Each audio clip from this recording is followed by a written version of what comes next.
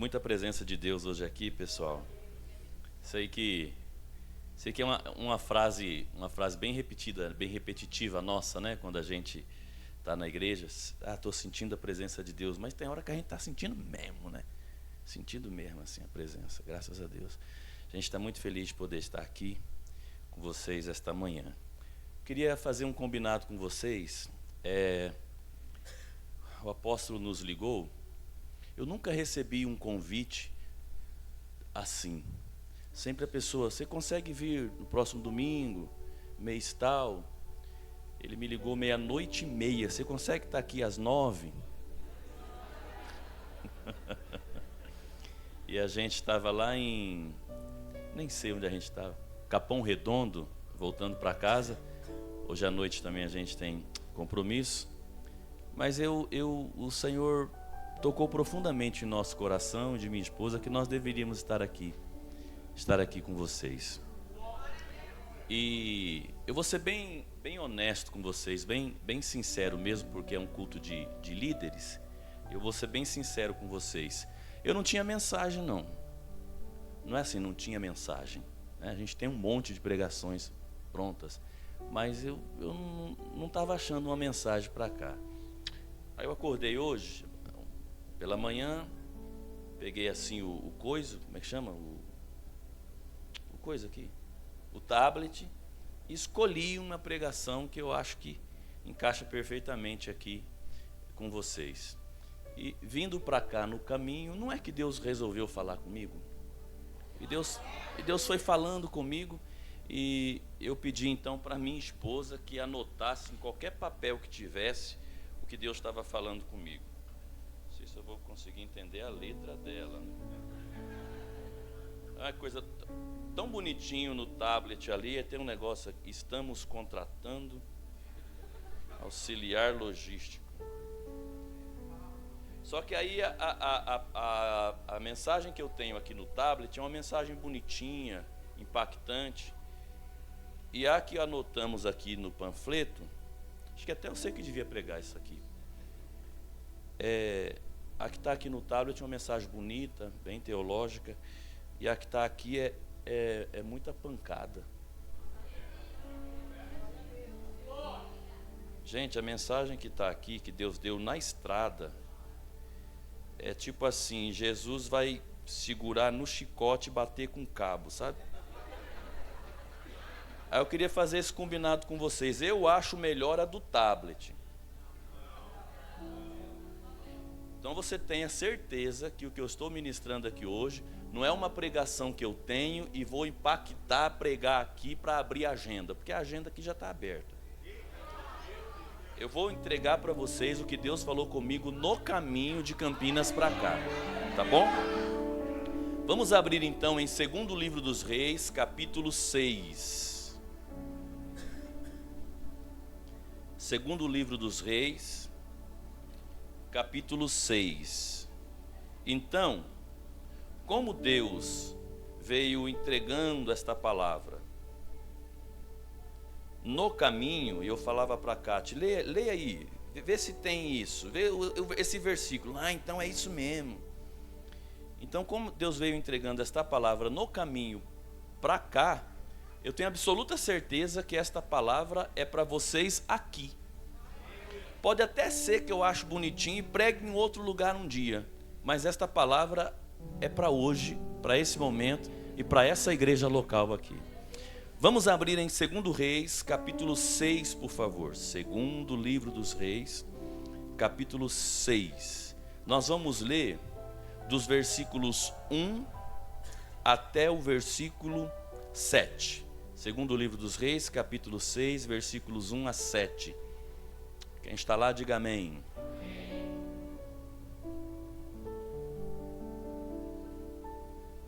Bora lá, convido a todos para a leitura da palavra do Senhor esta manhã, 2º livro dos Reis, capítulo 6, versículos 1 a 7, que dizem assim: Disseram os filhos dos profetas a Eliseu: O lugar em que nos encontramos contigo é estreito demais para nós.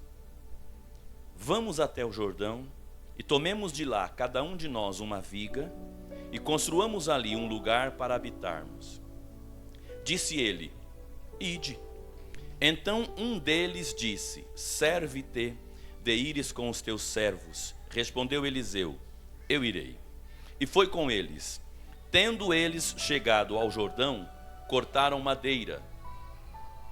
Enquanto um deles estava derrubando um tronco, o ferro do machado caiu na água. Clamou ele: ai, meu senhor, era emprestado. Perguntou o homem de Deus: onde caiu?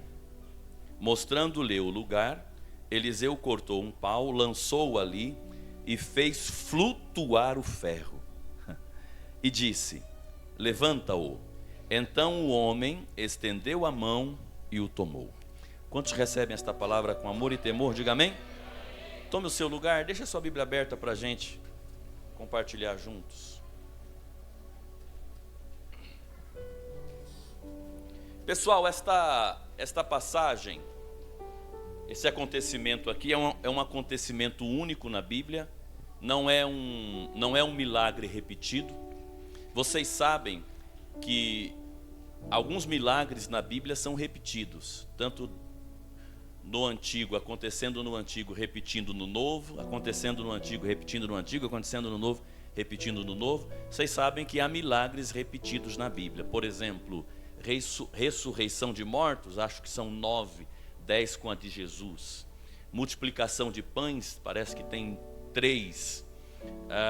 Abertura de rios, acho que tem 3. Leprosos sendo curados, só Jesus curou 10 de uma vez. Demônios sendo expulso, só de Maria Madalena saiu 7, do Gadareno saiu uma legião. Tipo, Jesus olhou e falou: sai um por um, o último fecha a porta. Tem milagres assim repetidos na Bíblia. E interessante que os milagres que acontecem na Bíblia, eles vão melhorando. Fica até estranho a gente falar assim, mas como somos obreiros, vocês vão me entender. Parece que Deus vai treinando e melhorando os milagres. Enquanto Ele vai operando, Ele vai melhorando os milagres. Você vê, por exemplo, que Moisés transformou a água em sangue. Jesus melhorou, transformou em vinho.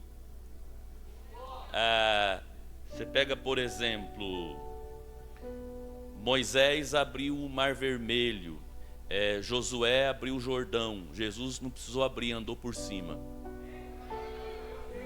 Vai observando.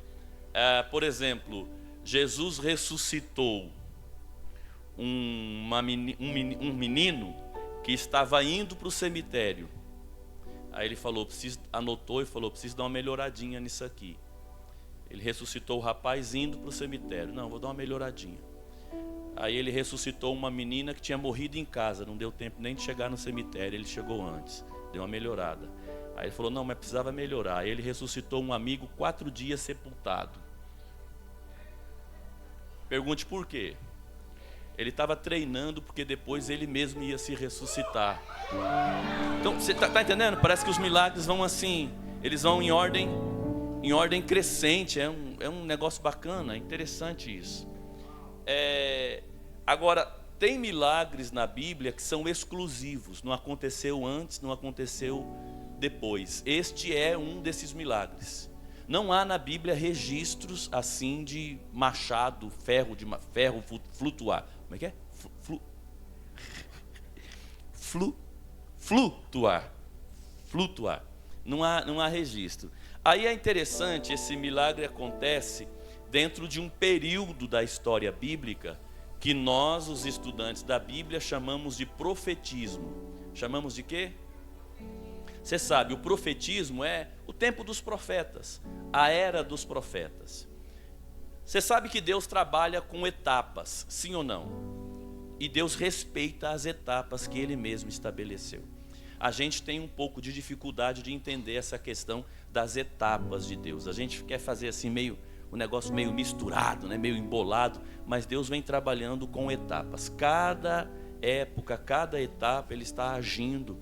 Você pode observar no Brasil, por exemplo, né? Vamos conversar um pouco para a gente ir se entendendo. Você observa que no Brasil houveram etapas.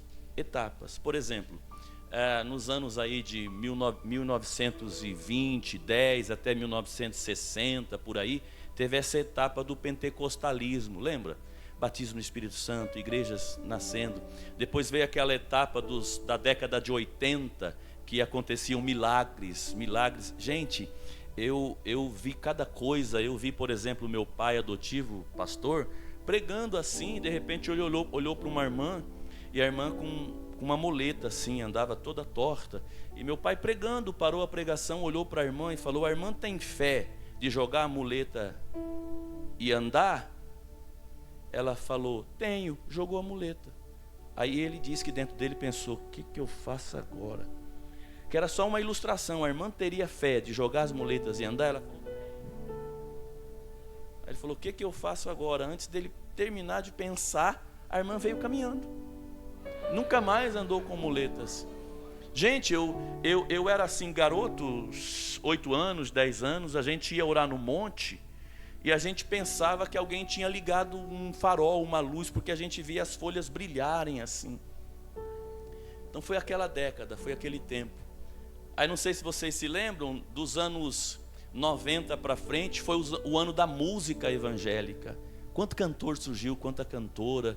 A década de 2000, por exemplo, já foi a época das músicas em grupo, diante do trono, toque no altar, trazendo a arca, aquela coisa assim. E esta época agora é a época das igrejas comunidade, um louvor melhor, tem telão, culto apaga a luz para cantar, tem um coisa mais coisado. Eu não sei em qual época que vocês encaixam. Esta época parece que é a época das multidões se convertendo, sabe? Então Deus vai respeitando as etapas. Quem entendeu até aqui, diga amém. Então preste atenção, o profetismo, a era dos profetas, ela começa em Samuel e termina em João Batista. Decorou? Decorou?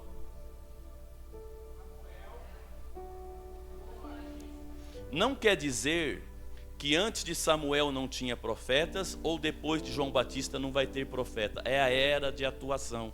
Quem entendeu? Depois veio a era da igreja, etc. Mas de Samuel a João Batista é esse profetismo, esse período dos profetas.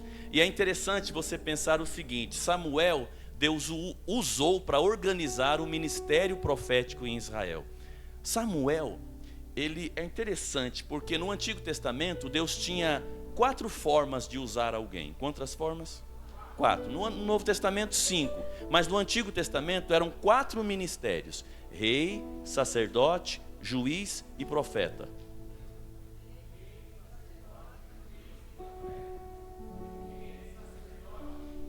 Então, eram as 4 formas que Deus usava uma pessoa. Os outros ministérios saem deste. Deu para entender ou não? São... como é que chama? Tipo, leite é não sei o que lá, o queijo é não sei o que lá do leite. Tem um derivado. Os outros ministérios são derivados desse: rei, juiz, sacerdote e profeta. Samuel participou dos 4. Samuquinha, filho da Ana, sabe? Promessa de mãe, voto de mãe. Samuel participou dos 4 ministérios. Samuel foi juiz, Samuel foi sacerdote, Samuel foi profeta e foi ele que ungiu o primeiro rei. Aí, dentro dessa coisa do ministério profético, Samuel organizou os ministérios. Mas como é que foi dentro do ministério profético? O que aconteceu? Samuel começou a reunir os rapazes de sua época, os jovens de sua época, e treiná-los, tratar com eles, ensiná-los a ouvir e entender a voz de Deus. Será que é Deus que está falando? Será que é meu pensamento? Por que Samuel fez isso? Porque o próprio Samuel passou por isso. Lembra que Deus teve que falar umas 3 vezes com ele para ele entender que era a voz de Deus? Ele reuniu esse pessoal e começou a treinar. Então você vai sempre ver Samuel andando com esse grupo. Vou tentar mostrar para vocês. Deixa eu ver se eu acho aqui. 1 Samuel. Acha aí, rapidão. 1 Samuel, no capítulo 10. 1 Samuel, capítulo 10. Quem achar primeiro, diga amém. Já? Nem o pregador achou? 1 Samuel capítulo 10. Dá uma olhada no versículo 5. 1 Samuel capítulo 10, versículo 5. Olha aí, Samuel está ungindo Saul. Olha o que ele fala para Saul. Então chegarás ao outeiro de Deus, onde está a guarnição dos filisteus. Entrando na cidade encontrarás o que, pessoal? Um grupo de profetas. Então, são esses rapazes em treinamento profético, em treinamento de ser profeta. Dá uma olhada no capítulo, eu acho que é o 19. Espera aí. Capítulo 19, versículo 20. Aí, Saul já é rei e está perseguindo Davi. Olha o que acontece, muito interessante. Capítulo 19, versículo 20. Quem está lá, diga amém. Então enviou Saul mensageiros para trazerem a Davi, mas quando viram o que, pessoal? Um grupo de... fazendo o quê? E quem era o líder? Pronto, está aí. Então Samuel era o líder desses profetas. Tô tentando achar um jeito de explicar para você assim, de uma forma mais, sei lá, didática. Tipo assim, ó, tinha o profeta e os que estavam sendo treinados. Entendeu ou não? O profeta e os profetinhas. Entendeu? Para você captar a ideia, na igreja católica fala coroinha. São os meninos que estão em treinamento para alguma coisa. Geralmente na igreja evangélica, entre os pentecostais, a gente fala cooperador. Como é que vocês falam aqui? Eu fui ministrar na igreja Lagoinha, eles falam colaboradores. Tem uma comunidade que eu fui também pregar esses dias, que eles falam voluntários. Como é que vocês falam aqui? Cooperadores. Que é aquela pessoa que ela está fazendo, mas ela ainda não é nada. Cooperadores. Na minha igreja também fala cooperador.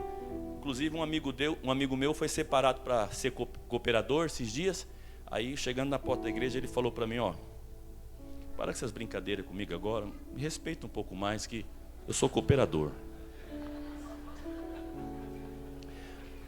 Eu achei tão bacana porque o cooperador é o ajudante do diácono. A cooperadora é a ajudante da diaconisa. E o diácono faz o quê? O diácono ajuda. Então o cooperador, ele é o ajudante do ajudante que ajuda o ajudante. Mas me respeita que eu sou cooperador. Achei legal. Então os profetas tinham assim esse grupo de cooperadores, mas em treinamento. Deu para entender? Samuel era o líder. Isso vai passando de geração para geração. E a liderança dos profetas vai mudando. Porque como que Deus trabalhava no Antigo Testamento? O Espírito Santo não havia sido derramado como no Pentecoste. Então ele trazia como se fosse uma porção sobre alguém. Uma porçãozinha assim que era suficiente para usar essa pessoa durante toda a existência dela. Faz aí uma porção. Como é que vocês falariam aqui em Sorocaba? Lá no Goiás, onde eu fui criado, a gente fala bocado, punhado. Você vai na feira, aí você compra uma mão de milho. Entendeu ou não? É uma porção. Ergue assim a sua porção, faz aí. Apóstolo, tem um irmão lá atrás que a porção dele é desse tamanho. Eita glória. Ergue aí, ergue aí. Aí você vai na cabeça de quem está ao seu lado e fala, toma uma porção do Espírito Santo sobre a sua vida aí. Recebe uma porção do Espírito Santo. Então, preste atenção. Esta porção sobre o rei, sobre o juiz, sobre o sacerdote, mas a gente está ficando aqui na coisa do profeta. Essa porção, Deus derramava sobre aquela pessoa, e o que os outros faziam? Os outros se submetiam. Amor, eles não vão gostar dessa parte. Quando Deus derramava uma porção do Espírito Santo sobre aquela pessoa, ela naturalmente se destacava e os outros se submetiam ao chamado dela. Deus não é bagunçado. Deus é organizado. Você nunca vai ver na Bíblia 2 profetas no mesmo lugar ao mesmo tempo. Se você está profetizando aqui no reino do norte, Deus vai levantar o outro profeta no reino do sul. Você nunca vai ver na Bíblia 2 profetas ao mesmo tempo. Não, tem uma passagem que é no livro de Jeremias. Tinha 2 profetas na mesma casa. Um era falso. Pergunte por quê? Porque Deus não é bagunçado. Ela é a profeta, ela é a profeta. Agora preste atenção nisso. A porção vinha, enchia a pessoa e Deus o levantava como líder dos demais. E os outros seguiam em treinamento. Então, para você entender assim, é como se tivesse um pastor presidente, deu para entender? E os liderados. Quem está entendendo? Quando esse profeta morria, ou o ministério dele encerrava, ele ia, a porção ficava. E Deus empurrava essa porção para quem ele chamava e escolhia. Deu para pegar? Isso foi passando de geração pós geração. Estes profetas em treinamento, a Bíblia os chama de filho dos profetas, discípulos dos profetas. Quando você lê na Bíblia, uma mulher dos filhos dos profetas veio a Eliseu, não é que o cara era filho de profeta, no sentido de aprendiz. Como é que é? Cooperador. Deu para entender? Filho dos profetas. Esses rapazes, casados ou solteiros, eram chamados de filhos dos profetas. Isso foi passando de geração para geração. Deus levantava um, enchia com a porção, e ele liderava os outros. Então, para você imaginar, é como se tivesse um diretor do ministério profético. Isso foi passando de geração para geração, até chegar no mandato, no ministério de um rapaz chamado Elias. Quando chegou no ministério de Elias, aí o ministério profético em Israel teve um boom. Teve um boom. Teve um? Tem boom aí?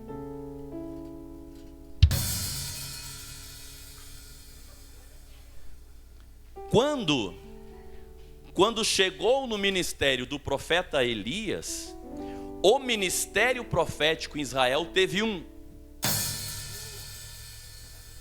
Quando chegou em Elias, o ministério profético em Israel teve um.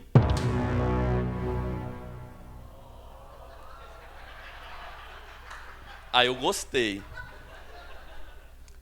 Quando chegou em Elias, o ministério profético em Israel sofreu um.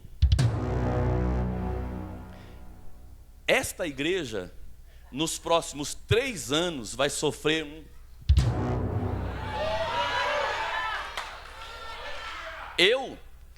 Eu ainda vou pregar nesta igreja em eventos que o pessoal da organização do trânsito vai ter que fechar as ruas ao redor.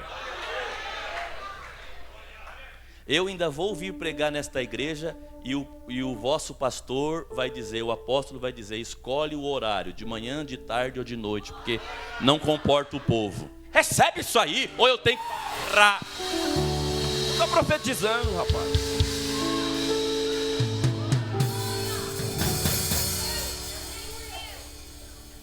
Povo pentecostal, a gente é muito mal acostumado. Se o profeta não falar, estou profetizando, ele não, parece os meninos na rodinha, vou contar uma piada. Não precisa avisar, conta. Esta igreja, nos próximos 3 anos, vai sofrer um boom. Deus os fará crescer. Eu ainda irei pregar nesta igreja em eventos que o pessoal do trânsito da cidade vai ter que organizar as ruas ao redor. Deus vai dar a esta igreja gente muito abençoada financeiramente. Deus ainda vai fazer os seus líderes aqui viverem situações assim. Pastor, traz fulano, o avião eu pago, o hotel eu pago. Quem está pronto para ser tão rico assim para abençoar a obra de Deus? Pois bem, então, Elias era o líder. E quando Elias era o líder, o ministério profético teve um boom, cresceu, explodiu. Pergunte por quê? Porque Elias orava, não chovia. Orava, chovia. Orava, caía fogo ali, não caía fogo aqui. Ressuscitava os mortos. Quem não queria estar perto de um homem desse? Então você imagina que a casa de profetas começou a se encher. É como se fosse assim, ó. Como se fosse assim. Como é que chama mesmo aqui? Como é que você chama? É como se a Daiane chegasse assim e falasse, bispa do céu, tem muita inscrição. Meu Deus do céu. Onde coloca esse povo tudo? Tá pegando ou não? Então, começou todo mundo querer estar perto dos profetas e ser profeta e se preparar, porque todo mundo queria estar perto do Elias. Naquele grupo de profetas todos, enquanto as coisas estão se desenrolando, Elias botou os olhos em um rapaz. E Elias começou a observar que ele era diferenciado. Quem é o rapaz? Eliseu. E Elias começou a olhar, esse rapaz é diferenciado. E o rapaz colava em Elias. Estava toda hora colado em Elias. Eu sei que isso é uma coisa que a gente acha estranho na igreja. Gente que fica muito colado na liderança. Aqui não tem, né? Gente que fica colado o tempo todo. Sabe aquele rapaz que, onde o pastor vai, ele está junto. Vai viajar, leva comigo. Leva contigo. Aí, vou pregar em tal lugar, posso ir contigo? Aí hoje tem reunião, posso ir comigo? Vou falar com o prefeito, eu posso ir com o senhor? Geralmente a gente critica essas pessoas. Fala que eles são muito puxa, muito grude. Provavelmente é o teu próximo pastor. Gente que fica muito grudado em liderança, geralmente fica melhor que a liderança onde está grudado. E Eliseu colado no Elias. Onde o Elias ia, o Eliseu junto. De repente, olha só, o ministério profético cresceu tanto que eles tiveram que abrir núcleos. Na minha igreja fala congregação. Como é que vocês falam aqui? As próximas que vocês vão abrir daqui a alguns anos. Congregações? Então eles tiveram que abrir núcleos, congregações. Em Gilgal tem uma casa de profetas. Em Jericó tem uma casa de profetas. Do lado de cá do Jordão tem uma casa de profetas. Do lado de lá tem uma casa de profetas. E tinha uma casa sede, onde ficava o profeta. Quem está entendendo? Que a Bíblia chama de rancho dos profetas, casa dos profetas. E os outros são núcleos. Quem entendeu? Elias é o líder. Aí chegou a hora de Deus cumprir uma oração de Elias. Que Elias é um dos personagens da Bíblia que foi vítima de sua própria oração. Tem alguns personagens da Bíblia que foram vítimas de sua própria oração. Por exemplo, Jeremias. Jeremias disse, eu vejo essa terra toda destruída. Deus falou, então fica para você ver. Por exemplo, Moisés. Moisés disse para Deus, se o Senhor descer e matar esse povo, pode apagar o meu nome do teu livro. Deus falou, beleza, anotei. Levou ele para o monte e falou, está vendo a terra? Você não entra, você pediu para eu apagar. Aí tem o Elias, que disse, eu não sou melhor do que meus pais, tira a minha vida. Deus foi lá e, é o quê? Tirar a tua vida. Ah, muito bem. Elias pediu para morrer? Tira a vida. Elias pediu, me mata? Não, tira a vida. Deus falou, beleza. Logo, logo eu tiro a tua vida. Entendeu? Aí Deus falou para Elias, chegou o tempo. Esta semana eu te levo. Aí é uma coisa que a gente precisa refletir. Se você começar a andar perto de alguém que ouve a voz de Deus, há uma grande probabilidade de você também começar a ouvir. Olha o que a Bíblia diz em Gênesis capítulos 12 e 13. Abraão saiu, o chamado é de Abraão. Quem ouviu a voz foi Abraão. A bênção está em Abraão. Mas o seu sobrinho Ló foi com ele. Aí Gênesis capítulo 13, versículo 5. Abraão foi enriquecendo. E não é que o Ló que estava com ele foi enriquecendo também? Porque quando você está perto de uma pessoa abençoada, a bênção vai transicionar. A bênção vai... É tipo assim, ó, faz assim com os dedinhos assim, ó, faz uma chuva. Aí joga assim na sua cabeça assim, isso. Aí você olha para quem está perto de você aí e fala assim, ó, se chover em mim, respingue em você. Fala. Se chover em mim, vai respingar em você. Dá uma ombrada nele assim e fala, então cola em mim se você quer ser abençoado. Porque ó, fica perto de mim.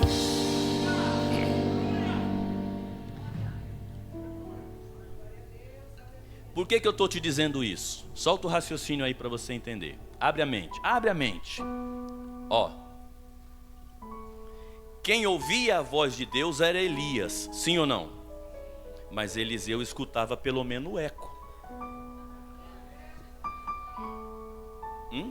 Elias ouvia a voz e o Eliseu ouvia um... Não sei se já aconteceu com você, você já chegou na casa de alguém que o casal está brigando.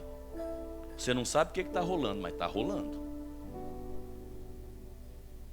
Na fila do banco, assim, da lotérica, você já viu? Pessoa no celular e você... Alguma coisa está acontecendo no ar. Às vezes a gente vai orar para uma pessoa, vai na casa, você sabe, está rolando uma treta ali. Você não sabe o que, mas tá um clima. Eliseu começou a perceber um clima no ar. Tem algo estranho. Tem um negócio estranho. O profeta é Eliseu, mas os profetas aprendizes começaram a sentir. Aliás, esse era o treinamento. Eles começaram a sentir, tem alguma coisa. Quer ver? Dá uma olhada no capítulo 2 de 2 Reis. Vou mostrar para você. Capítulo 2. Olha o versículo 1. Muito interessante isso aqui, pessoal. Quando o Senhor estava para tomar Elias ao céu num redemoinho, Elias partiu de Gilgal com Eliseu. Olha o versículo 2, desculpe, o 3. Os filhos dos profetas que estavam em Betel. Olha o versículo 5. Os filhos dos profetas que estavam em Jericó. Entendeu o negócio da concentração das congregações? Onde eles chegavam tinha um grupo de profetas. Qual que é a ideia secreta de Elias? Eu sei que Deus vai me levar essa semana. Eu vou passar a semana nas casas de profetas me despedindo. Captou? Só que só Elias sabe disso. Olha só, no capítulo 2, olha o versículo 3. Quando eles chegaram em Betel, os filhos dos profetas que estavam em Betel vieram ao encontro de Eliseu e perguntaram: está sabendo que é hoje que Deus leva o chefe? Pegou? Eles estão percebendo o clima. Está sabendo que é hoje? Aí Eliseu responde de forma muito educada: eu sei, mas calai-vos. Posso traduzir? Claro que eu estou sabendo, eu ando perto dele, mas cala a boca vocês e se metam com a vida de vocês.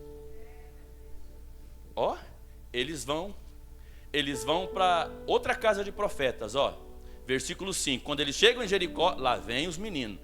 Eliseu, está sentindo o clima? Está sabendo que é hoje que Deus leva o chefe? Pergunta aí, por quê? Pergunta, por que tanto interesse?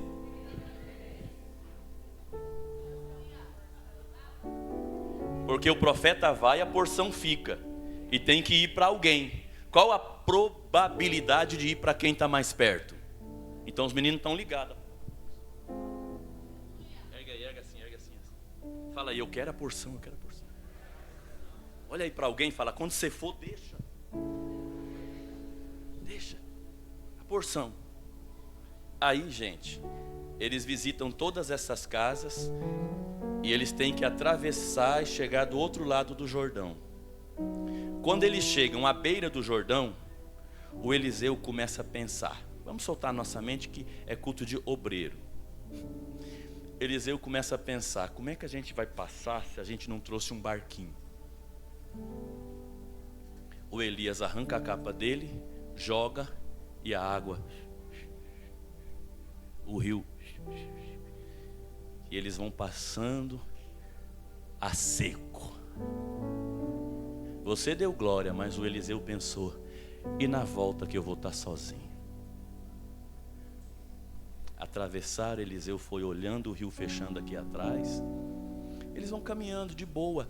Do nada, do Neidos, do Nades, Elias olha para o Eliseu e manda essa: Deus vai me levar, e é hoje.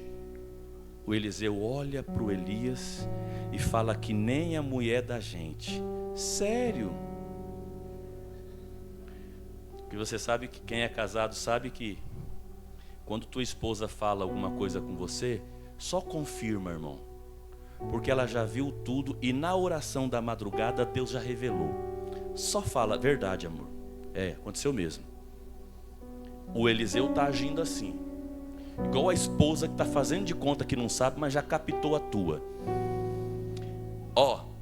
E os maridos aqui que rirem é porque é verdade, mas ela te falou para se afastar daquele rapaz e você foi emprestar o dinheiro. Toma. Aí O Eliseu age que nem a esposa assim, desconfiada. Ele fala: sério? Como se ele não soubesse. Deus vai te levar? Não brinca. Sério? Aí o Elias fala assim: você quer uma recordação minha? Eu vou embora, tem algum presente que eu podia dar para você, uma recordação? Aí o Eliseu: pensei num negócio agora. Do nada, olha Elias, vem um negócio agora.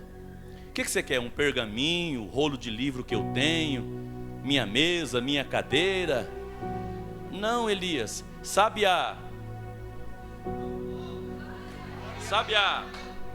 porção? Então, só que no caso eu queria duas. Pergunte por quê? Porque Eliseu tem consciência da concorrência. Então ele tem que ser diferenciado.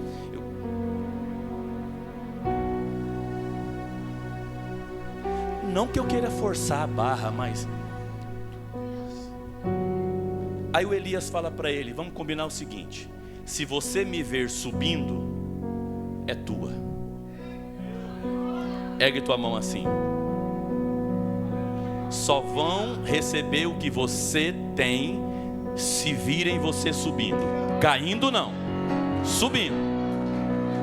Ó, faz assim com a mão assim, como se fosse dar um tapa em alguém. Vai no queixo de quem está ali do seu lado, fala: olha para cima, é eu, ó. É eu, tô subindo, ó. Agora olha aqui. Se o Eliseu já estava colado no Elias, imagina agora que Elias falou: tem que me ver subindo. Vou em Gilgal, vive o Senhor, que eu irei contigo. Preciso ir ao Jordão, vive o Senhor, que eu irei contigo. Vou em Betel, mas eu estarei contigo. Vou no banheiro também, não precisa, Eliseu.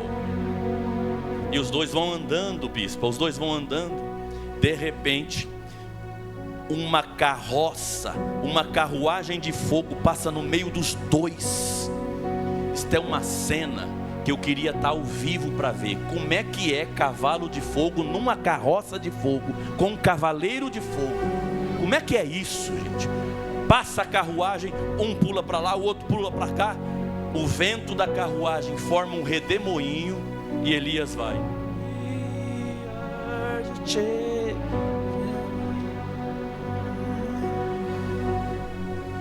Quando Elias está lá em Simão, Eliseu olha e grita: tá esquecendo de nada não, mano? Aí Eliseu só vê uma capa descendo assim. E a partir dali, Eliseu vai ser o único profeta da Bíblia que vai ter duas capas. Uma que ele recebeu no dia do chamado, quando estava lavrando a terra com os bois, e outra agora que ele herdou do profeta Elias. Duas capas. Aí ele chega à beira do Jordão e ele fala: vamos lá, Jordão. Vai, Jordão, não sufoca o artista. Vai, Jordão. Aí ele pega a capa dele assim e ele vai jogar. Quando ele vai jogar a capa dele, ele fala: não, melhor do chefe, né? Aí ele pega a capa de Elias e ele vai gritar assim: meu Deus. Ele fala: não, melhor Deus de Elias. O Jordão se abre, ele começa a entrar, e a Bíblia diz que à beira do Jordão todas as casas dos profetas vieram. Todas as casas de profetas vieram para a beira do Jordão. Posso explicar? Primeira convenção geral da história. Bora ver como é que a gente elege o novo presidente. Quando eles veem o Jordão abrindo, a Bíblia diz que eles fazem assim, ó. É como quem diz: está eleito, porque a porção de Elias repousa sobre Eliseu. E Eliseu vai atravessando e pensando: vocês não sabem de nada, vocês nem sabem que é duas.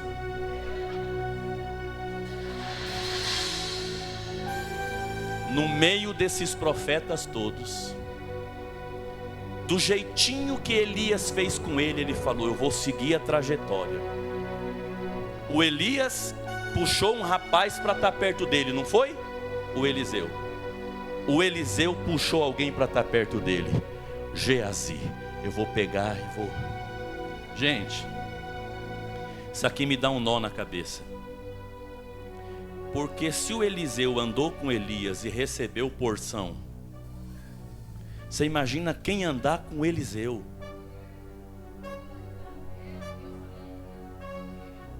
Não, vou falar de novo para você captar. Se o Eliseu andou com Elias e recebeu porção, imagina quem andar com Eliseu. Quem captou? É uma oportunidade inédita e incrível. Aí é interessante, porque o Geazi, ele anda com os profetas, caminha com os profetas, come com os profetas, vive com os profetas, dorme entre os profetas, só não vira profeta. Vou falar de novo. Andou com os profetas, caminhou com os profetas, viveu com os profetas, comeu com os profetas, viajou com os profetas, só não virou profeta. Tem pessoas que elas vêm na igreja, andam na igreja, estão há 10 anos, cantam na igreja, vivem na igreja, só não vira crente. Que coisa! É incrível. Às vezes as pessoas perguntam: qual a principal característica para ser um bom obreiro? Ser um bom crente. Olha, escuta isso. Olha o que um padre me disse. Um padre me disse. O rapaz chegou a ele e disse assim: padre, eu acho que eu estou em crise de vocação. Minha vocação está em crise.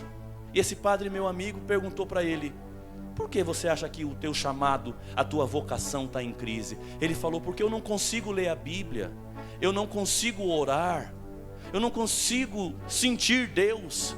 Esse padre, meu amigo, disse: então você não está em crise de vocação, você está em crise de fé. Porque se você é obreiro e não lê a Bíblia, não ora, não jejua, não sente a presença, você tem que voltar para o começo da fila, filho. Pronto, falei. Ué, porque orar, jejuar, buscar, não é obrigação de obreiro, é de crente. Ué, uma vez minha mãe me perguntou pelo telefone: filho, você está orando? Eu falei: mãe, eu preciso orar, eu prego todo dia. Ela falou: aí que está o erro, você ora porque tem que pregar. Eu disse: mãe, o que é isso? Ela falou: já começa errado, porque não é assim, é senhora. É bênção mãe, já está tudo errado. Eu vou desligar e vou ligar de novo para a gente começar. Então você não ora para ser obreiro, você ora para ser crente. Você não precisa ser batizado no Espírito Santo para ser obreiro, você precisa ser batizado no Espírito Santo para ser um crente melhor, rapaz. Ergue a mão assim, como fosse dar um tapa em alguém. Olha para alguém do lado aí e fala: você é crente bom? Porque senão não vai ser obreiro bom. Não adianta, tem crente bom. Olha o silêncio na congregação. Aí o Eliseu puxa o Geazi para estar perto. Mas aí o Geazi tinha alguns problemas. No capítulo 5, ai Jesus, lá vai. No capítulo 5, aparece na porta da casa dos profetas um comandante sírio, enviado pelo rei de lá, o leproso Naamã. De rei para rei, do rei para o profeta. Ele está leproso. E o Eliseu não sai da casa, o Eliseu só manda um bilhetinho: o teu problema é tomar banho, desce no Jordão, toma banho, isso aí vai dar certo. Você sabe o resto da história? O Naamã desceu, mergulhou e saiu com a pele limpinha, limpinha. Aí ele para na porta dos profetas. Ai meu Deus. Abre a carruagem, abre o baú da carruagem e fala por Eliseu: quanto foi? Como é que é? Quanto foi? O milagre que eu recebi, quanto foi? E o Eliseu olha para o Naamã e fala: é muito caro, você não consegue pagar. Você não consegue pagar. Pode levar contigo. Sabe a menininha lá que te evangelizou para você chegar aqui? Chega lá e dá uma oferta para ela. Mas não, pode levar. Naamã está lá na frente. Lá vem o Geazi.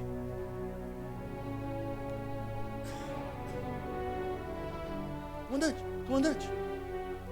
Sabe o que é? O profeta ficou meio sem graça de falar. Não que eu esteja pedindo alguma coisa, mas a gente recebeu visita.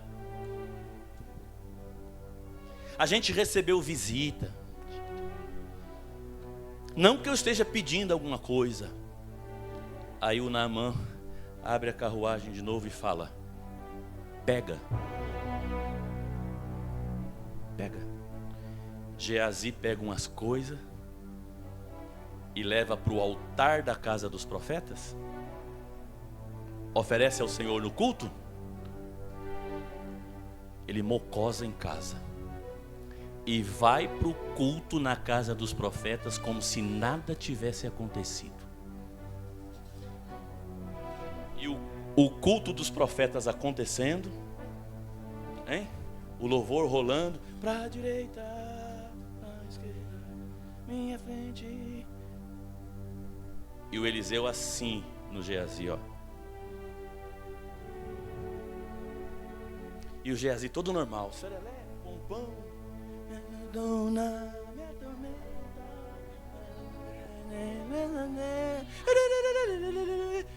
e o Eliseu. Daqui a pouquinho o Eliseu deixa o culto rolando e fala assim com o Geazi: vem comigo aqui, no cantinho aqui. Vem aqui no cantinho comigo aqui. Cantinho. E o Eliseu olha dentro da bolota do zóio do Geazi e pergunta: onde você foi? Não, tá escrito de um jeito clássico: onde fostes? Mas nós somos do interior. Aonde tu foi? Cara, é pro Geazi cair de joelho e falar: Eliseu, fiz caca, não pensei direito. Sim ou não? Não era hora do... O Pedro não foi perdoado? Pedro não foi? E restaurado? Não era hora do Geazi olhar para o Eliseu e falar: profeta, fiz M. E agora? Ele olha para o Eliseu e fala: teu servo não foi a parte alguma. Vou traduzir. Tu foi aonde? Não fui. Aí o Eliseu olha para o Geazi e fala assim: engraçado você falar que não foi, porque o meu coração foi contigo. Estava lá. E aí tem um negócio, bispo, que não entra na minha cabeça, porque o Geazi pegou uns negocinhos, umas mudas de roupa, mas a hora que Eliseu está olhando para ele, desvendando, Eliseu fala assim: isto era ocasião para você tomar daquele homem fazendas, servos, plantações, gado. Pode ler. O Geazi não pediu nada disso. O Geazi pegou umas coisinhas ali. Mas o Eliseu está olhando para... Ué, Eliseu está mentindo? O que é isso? Eliseu está olhando para o Geazi e falando: era hora de você tomar fazenda, gado, plantações, ouro, prata. Não sei se você captou. Deus está revelando a intenção real de Geazi. É como se Eliseu estivesse dizendo assim para ele: você só pegou umas mudas de roupa e um dinheirinho porque foi o que deu tempo. Porque se você tivesse tempo, até a mulher do homem você pegava. Aí o Eliseu olha para o Geazi e fala assim: engraçado você querer ter as coisas que o Naamã tem. Fica com a lepra dele também. Aí olha aqui, pessoal, capítulo 5, versículo 27. Ó, no 26 ele fala: era ocasião para você tomar prata, tomar vestes, olivais, vinhas, ovelhas, bois. Olha aí, ó, o que desse você pegava. Aí no 27 Eliseu fala: a lepra de Naamã será tua agora. E olha como ele arrasta quem não tem nada a ver com a história para a história. Ó, ele fala: a ti e a tua descendência. Não é só você está levando toda a tua família. Ó, a lepra de Naamã se pegará a ti e a tua descendência para sempre. Última frase do 27. Quem está lá no coisa, que põe aqui no coisa aqui hoje? Alejandro, olha o 27. Eu quero a atenção de vocês para o versículo 27. Então Geazi... Finalzinho do 27. Então ele saiu de diante dele leproso. Repita comigo assim: ele saiu Oh, Jesus. Repete. Geazi saiu. Vamos. Geazi saiu. Ó, decora essa frase. Que agora eu vou te entregar o que a esposa anotou aqui. Geazi saiu. 1, 2, 3. Alejandro, joga o 1 do 6. Qual que é a última frase do 27? Qual que é a última frase do 5? Geazi. O 6. Disseram os filhos dos profetas a Eliseu: o lugar em que habitamos diante de tua face nos é estreito.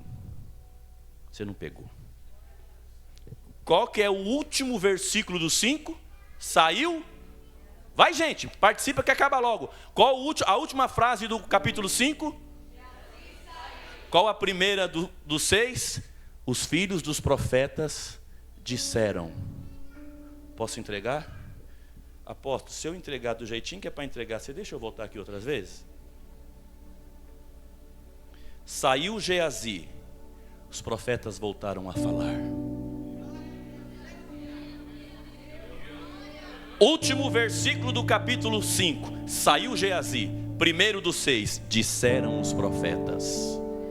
Existem Geazis em nosso meio que quando eles estão, os profetas se calam. Mas quando eles saem, falam os profetas. Os profetas falam. Ergue tua mão assim. Eu declaro que para esta igreja é um tempo dos profetas voltarem a falar. Falaram os profetas. Agora escute. Espera aí. Disseram os profetas. E o que os profetas disseram? O lugar é estreito, o lugar é pequeno. Eu te pergunto, mudou de lugar? Mudaram as pessoas? Repete comigo, o lugar é o mesmo.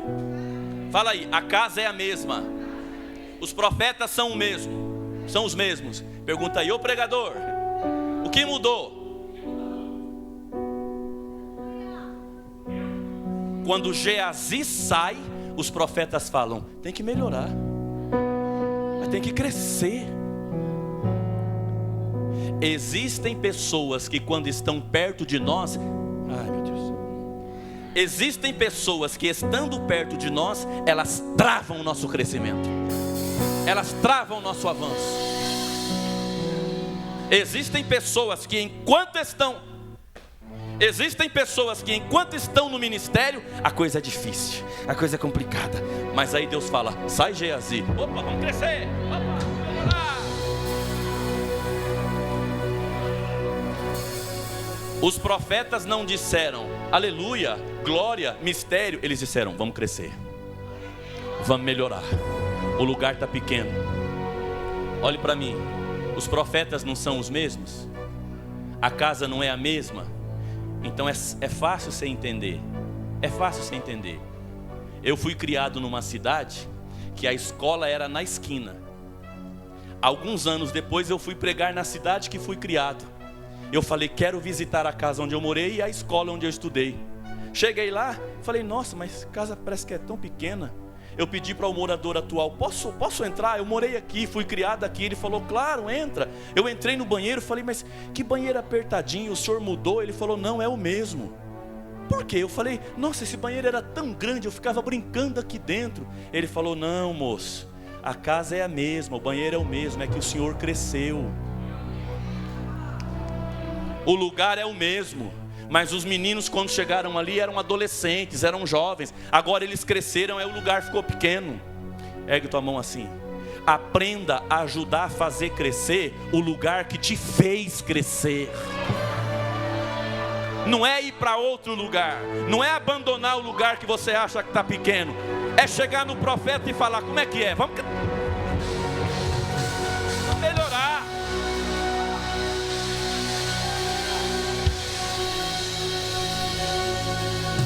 Não, eu vou entregar por causa de que eu tenho que entregar. Não sou doido de ir embora com isso aqui. Ó, o lugar é o mesmo. O lugar não aumentou, não diminuiu. Não é que o lugar diminuiu, é que os profetas cresceram. Se eu der um tênisinho para sua menininha de 2 aninhos, quando ela tiver 15 anos, ela vai estar usando o mesmo tênis? Ué, mas o tênis é o mesmo. Mas a menina...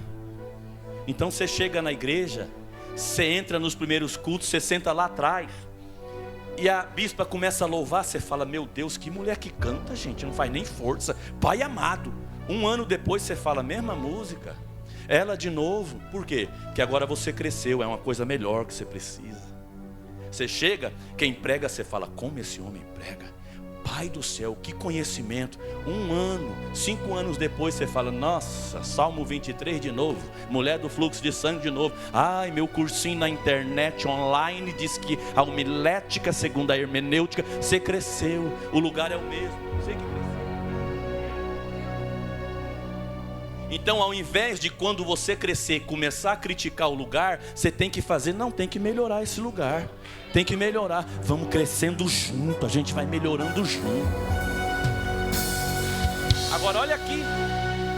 Disseram os filhos dos profetas a Eliseu, o lugar em que estamos contigo é estreito demais para nós, é apertado, é pequeno. Por quê? Porque o véu se desvenda quando Geazi sai.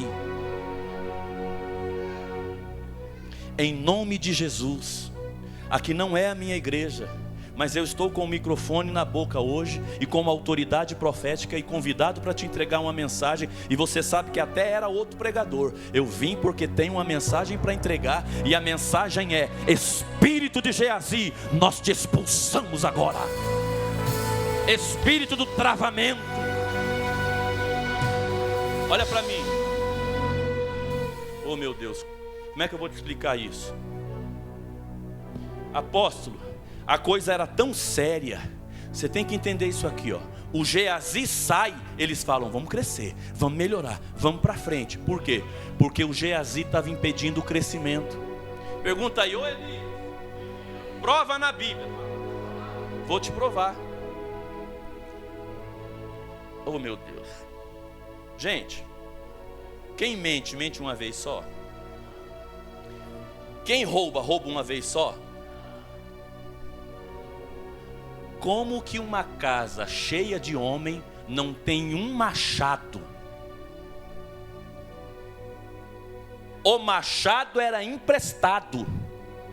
Vou repetir. Uma casa cheia de homens, cheia de macho, cheia de marmanjo, eles não têm uma ferramenta para trabalhar. Por quê? Porque na finança o Geazi...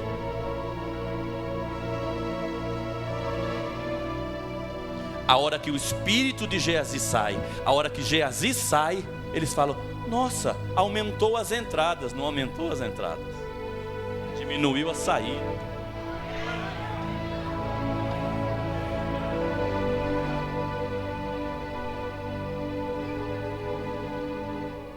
Agora é fantástico, porque ao invés deles chegarem no Eliseu, fazer uma filinha e falar, o lugar ficou pequeno, a gente está indo embora para um lugar maior. Não, eles se juntam ao Eliseu e falam, o lugar está pequeno, nós já temos uma ideia, vamos descer ao Jordão, cortamos viga, cortamos árvore. Ele já vem com o projeto pronto. Ergue a mão, apóstolo, ergue a mão, bispo. Eu declaro que ainda esse ano Deus vai aproximar de vocês aqui pessoas que vão parar de trazer os problemas, vão trazer os projetos. Ó, tá tendo um problema aí, mas a gente já está resolvendo, viu? A gente já está agilizando aí, a gente já está...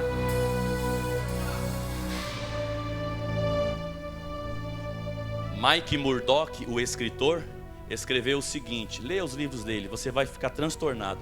Mike Murdock escreveu o seguinte: você nasceu para corrigir o que acha que está errado. Se você está vendo a necessidade, é porque é você que Deus quer usar lá.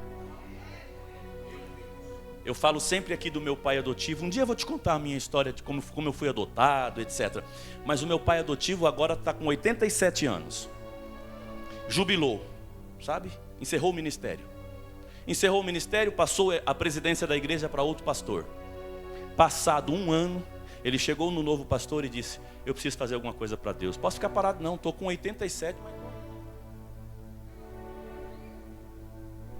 Aí... pensando que o pastor novo ia dizer para ele, ô pastor, prega aos domingos para a gente, né? Faz as aberturas de culto, visita as igrejas. Não, o atual pastor disse para o meu pai, vai descartar ele, para se livrar dele. Pastor, olha alguma necessidade na igreja, o senhor pode atuar nela. Olha, um velhinho de 87. Olha alguma necessidade, o senhor pode atuar nela. 30 dias depois, meu pai voltou com um monte de papel. Eu percebi que as crianças estão ficando meio desleixadas. Se o senhor puder, eu vou cuidar do departamento infantil. Você não está pegando. Um velhinho com 87 anos. Você chega lá no Goiás agora, ele está no pular, fazendo congresso infantil.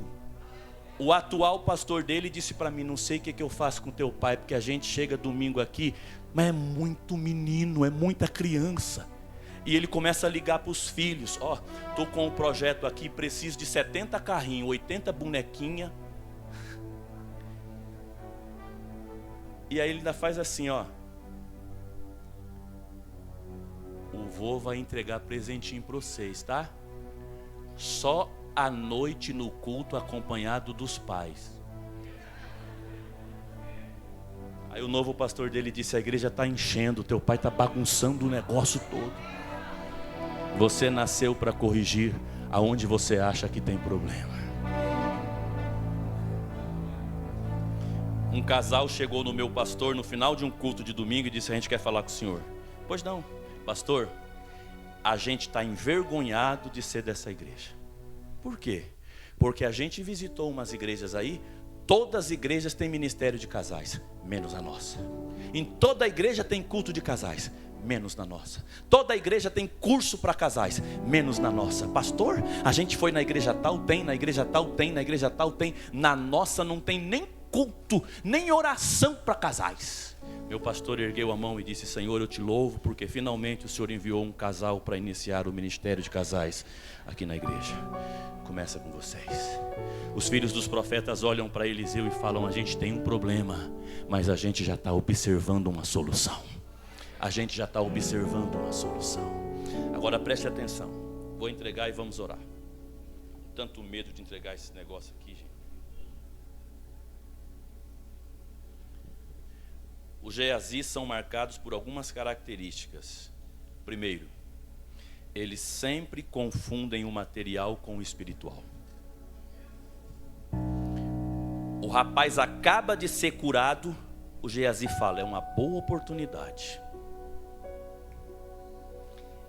A geração de Geazi é a geração que mistura, confunde o que é espiritual e o que é material. Apóstolo, às vezes Deus envia um empresário para trazer uma grande oferta na igreja. Envia ou não envia? E tem vezes que é o diabo. É laço. É esquema. Quem está entendendo? Mas a geração de Geazi tem essa dificuldade. Eles confundem o espiritual com o material e mistura tudo. Que Deus nos dê o discernimento de entender quando é para aceitar e quando é para recusar. Posso continuar? A geração de Geazi está sempre correndo atrás de Naamã. A geração de Geazi está sempre correndo atrás de Naamã. Posso falar, gente? A geração de Geazi, quando ela vê alguém em destaque, ela faz: que proveito eu posso tirar disso?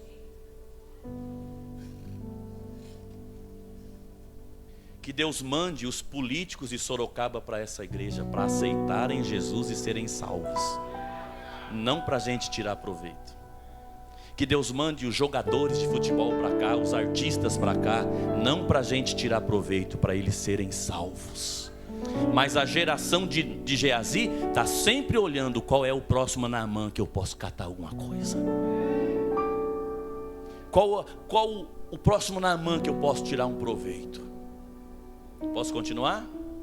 A geração de Geazi, essa vai doer. A geração de Geazi tem sempre uma história estranha para contar.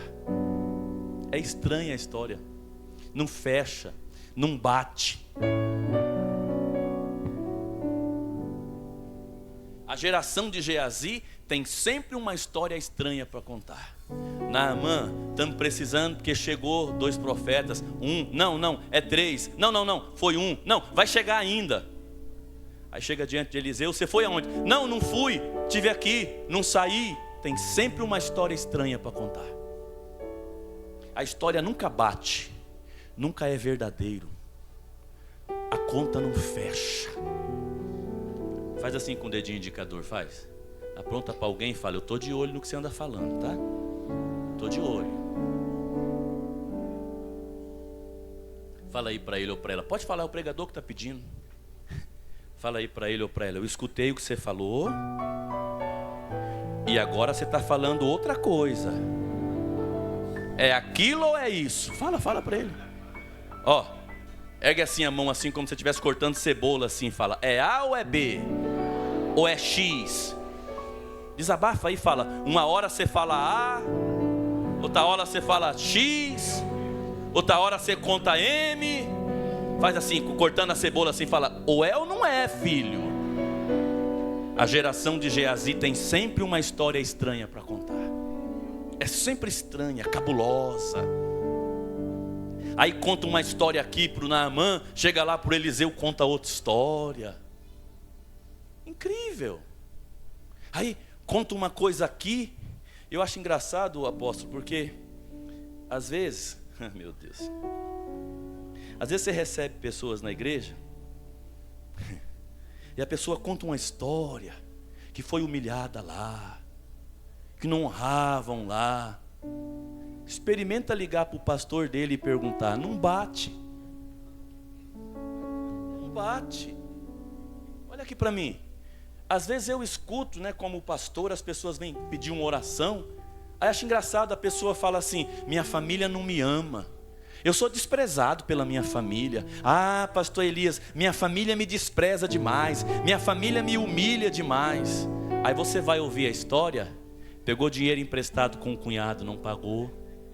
Estourou o limite do cartão da sogra. Ah, tua família te despreza. Ou não te suporta mais.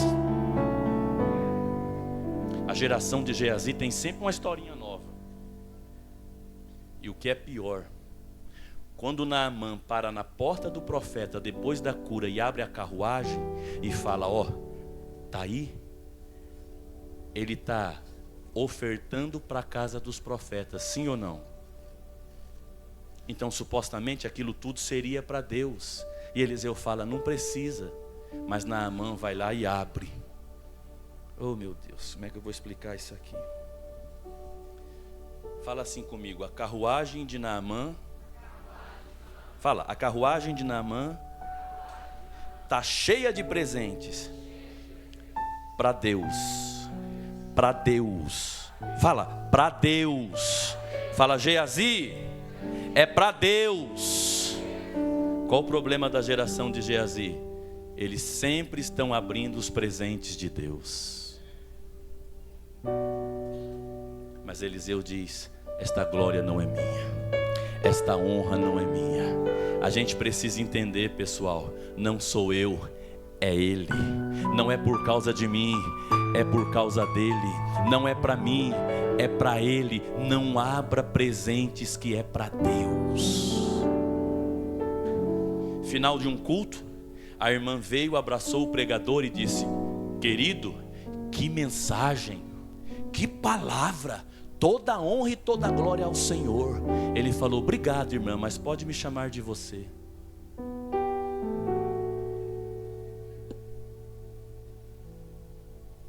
É para o Senhor Deus, cabeção, não é o Senhor não.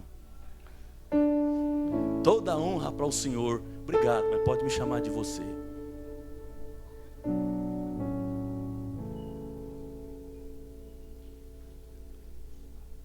Agora me ouça, para a gente orar. O maior de todos os problemas da geração de Geazi, para quem gosta de anotar, o Abílio veio hoje? O Abílio veio hoje? Abílio?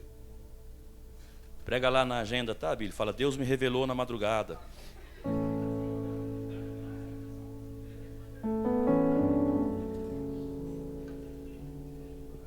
Vai lá, Abílio, anota os pontos aí, ó. A geração de Geazi sempre confunde o material com o espiritual. A geração de Geazi sempre está correndo atrás de Naamã. A geração de Geazi sempre tem uma história estranha para contar. A geração de Geazi está sempre abrindo os presentes de Deus. E o último é o pior. A geração de Geazi sempre vive o presente e esquece que existe um futuro. É para agora. Pensa no momento. O que é melhor agora? O que é melhor para o momento? A proposta de agora, a oferta de agora, o dinheiro de agora, o negócio de agora. Mas e o futuro? Será que o que eu faço agora não vai afetar no meu futuro? Será leproso tu e a tua descendência para todo sempre. Geazi, ele vive o presente, mas esquece que existe um futuro. Ô Alejandro, coloca aí na tela pra gente o versículo 13 do capítulo 6. Cadê, meu Deus? É versículo 13 mesmo, amor? É o 13? É, 13. Olha aqui. Você lembra que os sírios vinham atacar Israel e Deus revelava para o profeta Eliseu o que ia acontecer adiantado? Eliseu avisava para o rei. Lembra disso? Aí o rei lá da Síria falou: então a gente tem que matar o profeta. Lembra? Aí mandaram um exército pegar o profeta. Lembra disso? Preste atenção. Versículo de número 13. Disse o rei: ide e vede onde ele está, o profeta. Envie um grande número de homens. Mande trazê-lo. E deram-lhe o aviso: ele está em Dotã. Ó o exército inimigo indo pegar o profeta. 14. Então enviou para lá carros, cavalos, um grande exército, e vieram à noite. Joga o 15, Alejandro, e deixa eles ler para ver se eles captaram a mensagem. Qual que é o começo do 15? É o quê? Primeira frase do versículo. É o quê? Vou dar um minutinho para você baixar o download. Como que começa o versículo? O servo do homem de Deus, o servo de Eliseu é quem? Hã? Mas Geazi saiu no versículo 27 do capítulo 5. Vou esperar você entender. No final do capítulo 5, Deus tira Geazi. Mas no versículo 13 do 6, Deus diz, a Bíblia diz, o servo de Eliseu. Faz assim com as duas mãos assim, ó, como se estivesse encaixando. Fala, não fecha a conta. Fala, não bate. Ó, faz com a mão de cortar cebola assim. Fala, Geazi saiu no final do 5. No meio do 6, o moço do profeta, o servo do profeta, não está batendo. Posso entregar? Fica esperto que Deus já está treinando alguém para o teu lugar. No final do 5 sai Geazi, no meio do 6 Eliseu já está com um novo servo.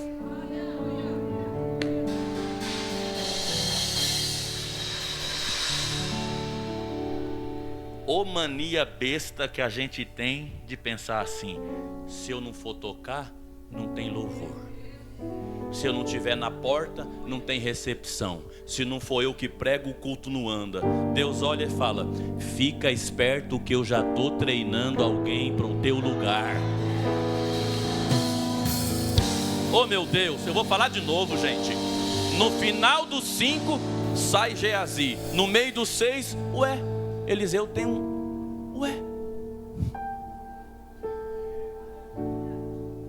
Agora olhe só.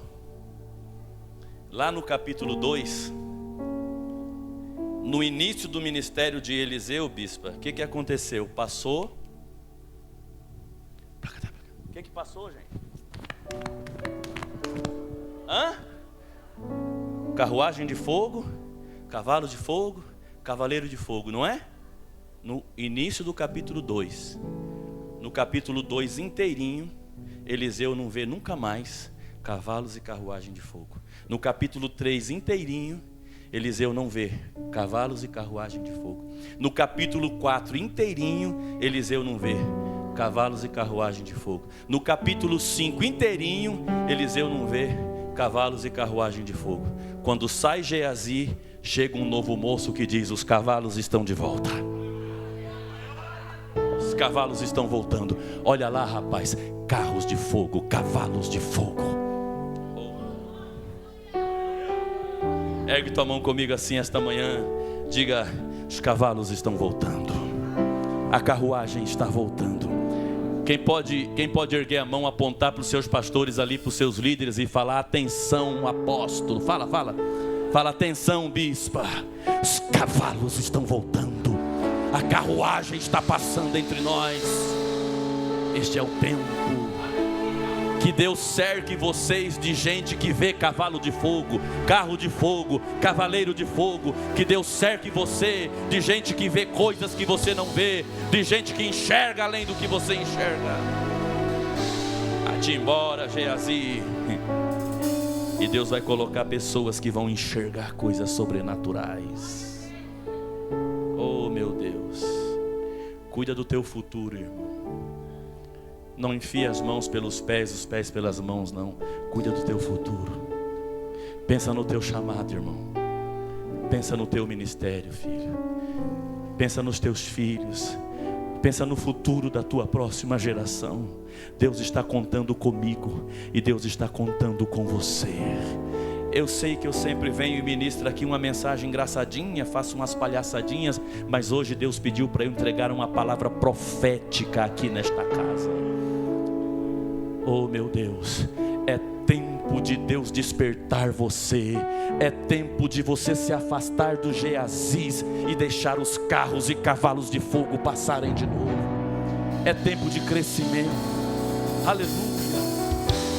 Ergue tua mão assim esta manhã. Aproveita que tua mão está erguida. Você pega na mão de quem está ao seu lado aí e fala: é tempo de crescer, meu amigo. É tempo de crescer, minha amiga. É tempo de avançar, minha amiga. Tem que melhorar.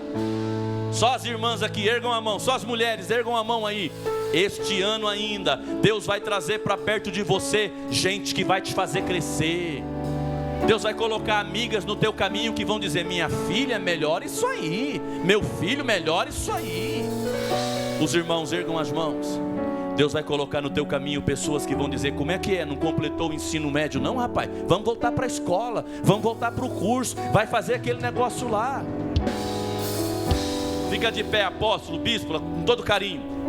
Só quem é dessa igreja aqui, ergue a mão assim em direção a eles e fala assim: ei, como é que é? Vamos melhorar esse negócio, vamos crescer isso aqui, vamos pintar de novo, vamos reformar. Peraí, vamos, aponta, fala, vamos calçar o estacionamento. Que mais? Fala, gente, vocês que são daqui, que mais? O que vocês estão vendo aqui? O que vocês estão vendo? Ergue a mão assim, aponta para eles, fala: é tijolo, é areia, é pedra, vamos construir esse negócio. É tempo de crescer, é tempo de avançar, é tempo de crescer, é tempo de ir além. Ergue o dedinho indicador assim. Quem pode ficar de pé comigo? Aponta aqui para os seus pastores e fala assim: os profetas voltaram a falar, hein? Oh, meu Deus. Quem que pode me ajudar numa encenação aqui? Quem pode me ajudar? Vem você mesmo, que você está bonito. Corre neles lá, aponta assim e fala: cuidado comigo, que os profetas voltarão a falar, hein? Cuidado. Aponta para alguém aí e fala: cuidado comigo, que eu vou voltar a falar. Como diz um louvor lá do meu tempo: meu negócio é com Deus, e se Ele mandar falar, eu falo. Os profetas vão voltar a falar. E o que vai estar na boca dos profetas? Crescer. Ergue sua mão comigo. Repete esse verbo aí umas 14 vezes. Fala: crescer.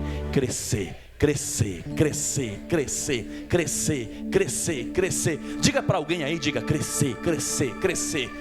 É tempo de crescer, é tempo de avançar, é tempo de crescer. Espírito de Geazi, saia do nosso meio. Espírito que segura, espírito que cega. Crescer, avançar.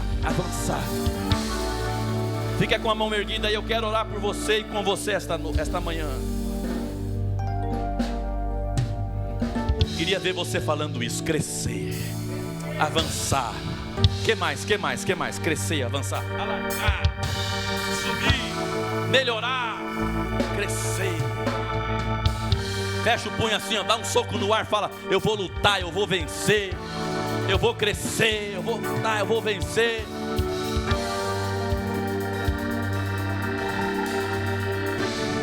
Eu vou crescer, eu vou avançar.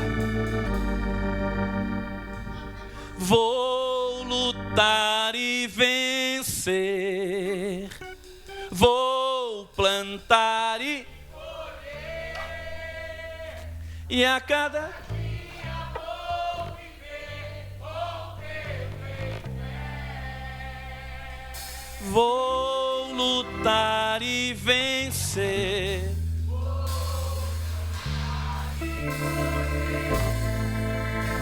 E a...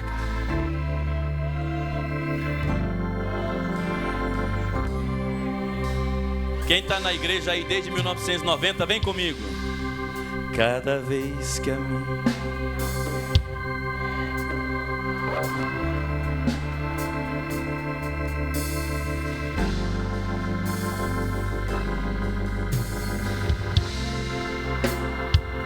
para você, apóstolo, ó. Para você essa música aí, ó. Para você, bispo, essa canção, ó. Me atravessam, me levam pra perto de ti. Minhas provações não são maiores que o meu Deus, e não vão me impedir de caminhar. Se diante de mim não se abrir o mar, Deus vai me fazer andar por sobre as águas, rompendo em fé. Minha vida se revestirá do teu poder, rompendo em fé.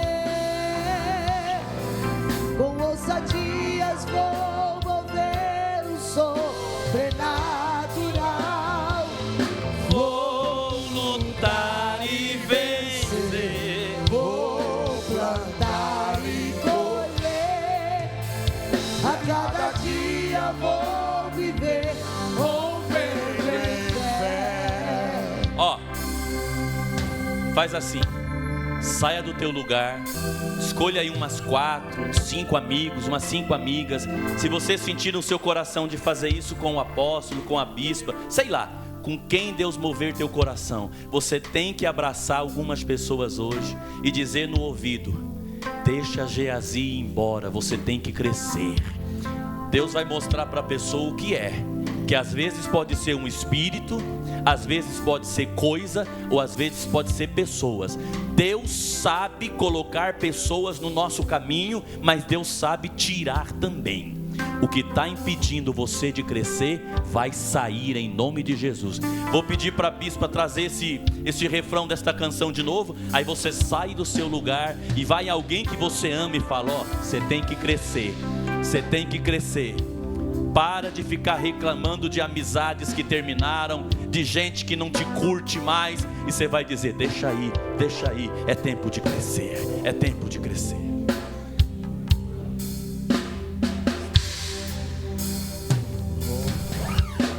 Minhas provações não são maiores que o meu Vai em Deus, alguém. Isso. e não vão me impedir. Fala: meu irmão, você vai crescer, minha amiga. Você vai crescer, amiga. Deixa Geazi sair da tua vida. Se diante de mim não se abrir o mar, Deus vai me fazer